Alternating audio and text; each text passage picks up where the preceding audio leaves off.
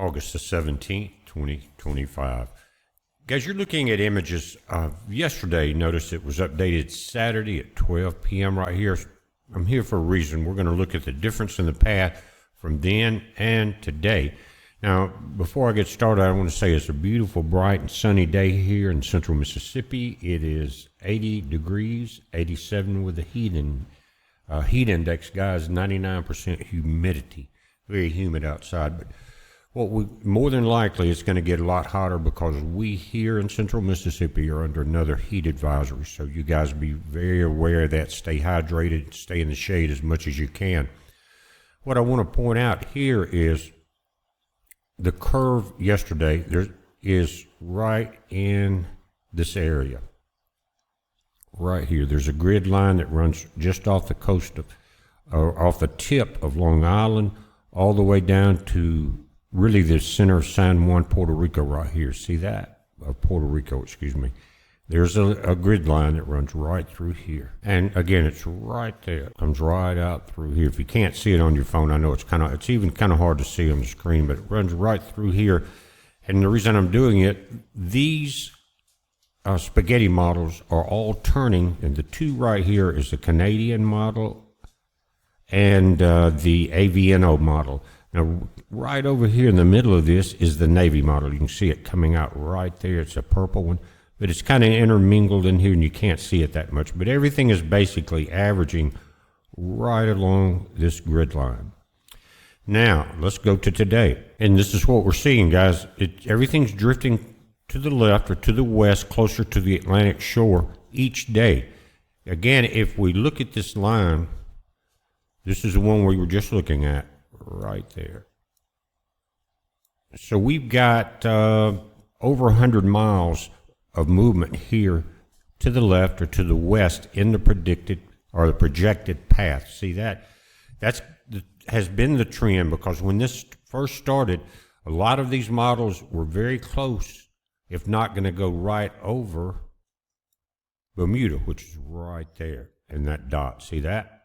Okay, so everything's drifting here. Now, the good news this morning is that overnight the storm, it was raging at 160 miles per hour, and it did a real big recycle, and it's down to 125 miles per hour now, a Cat 3. It's predicted to go back up to a Cat 4 pretty soon. We'll take a look at that. And you can see here we got a Cat 3 right now. It's 125 miles per hour. But this afternoon, just after lunch, guys, it's supposed to be starting to recycle back up to a Cat 4, and then to 130 miles an hour, then increase by 10 more miles per hour by 2 p.m. tomorrow to still a Cat 4, but increasing in speed. Then slowing back down Tuesday afternoon as a Cat 3. And it will be off the shore between Bermuda and, say, Virginia as a Cat 2 Thursday at 2 a.m. But again, things are changing. 125 mile per hour storm, west-northwest at 14 miles per hour. Usually when they slow down like this, which that's not that slow, but we have seen this storm reach 21 miles per hour in movement and then slow down to 20, then 17 for the last few days.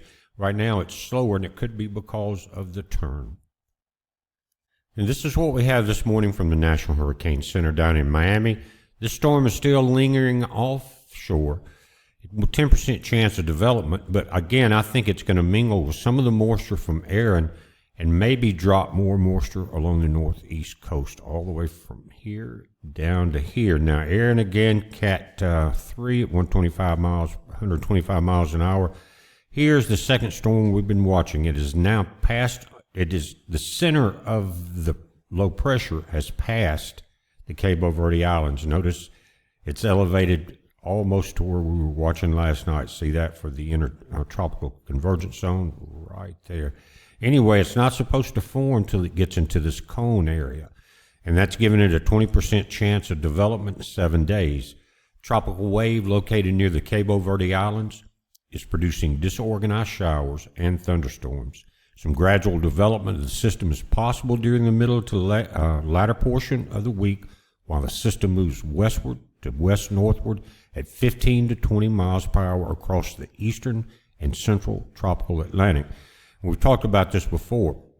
a storm like Erin can come out in front of another storm, which happens quite a bit lately, and clear a lot of that Saharan sand layer out of its path. And what that does is take away anything that could inhibit the strength. And we've seen these storms come in back to back.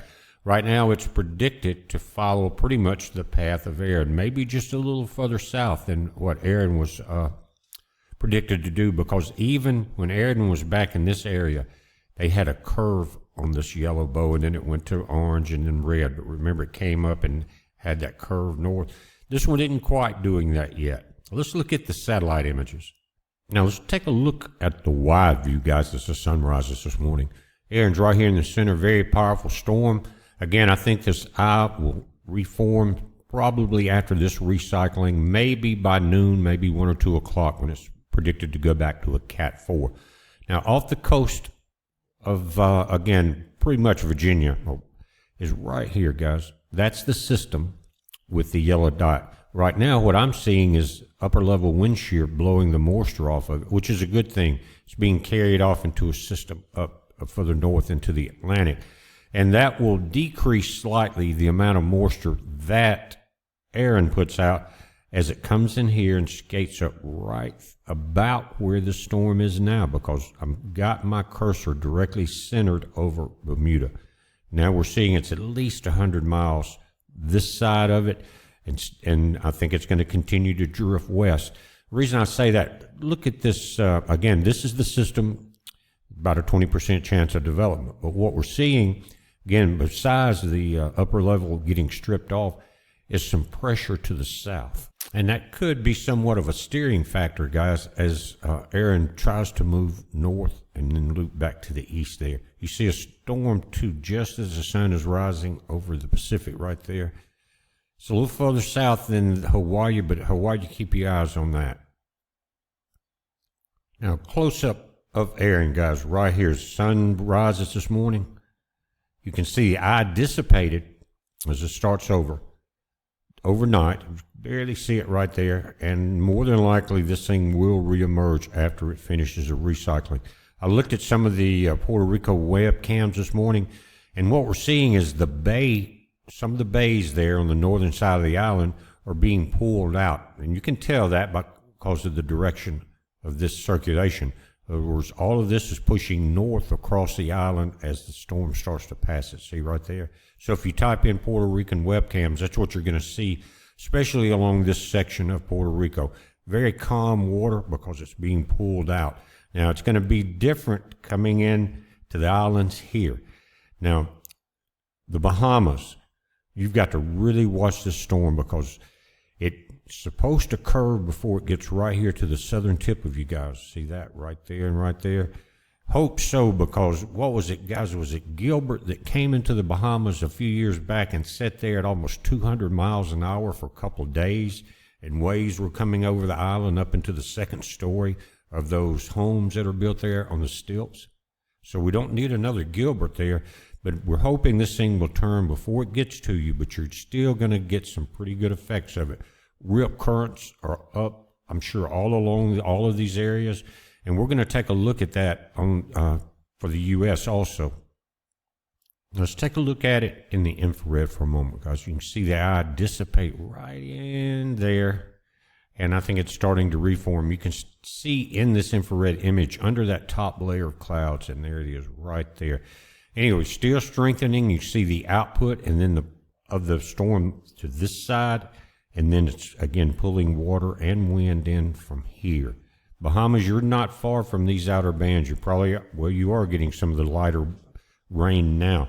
It's moving pretty fast, again, 14 miles per hour, and I think that's because it's starting to make that turn. Let's hope so, because it's kind of in the position right now to where it can do the least amount of damage to both the Bahamas, if it turns, Bermuda, north of here, and to the East Coast. We're watching it, guys. You watch it. It's a heads up. Be safe. There will be more updates as this thing gets closer. Watch for some today.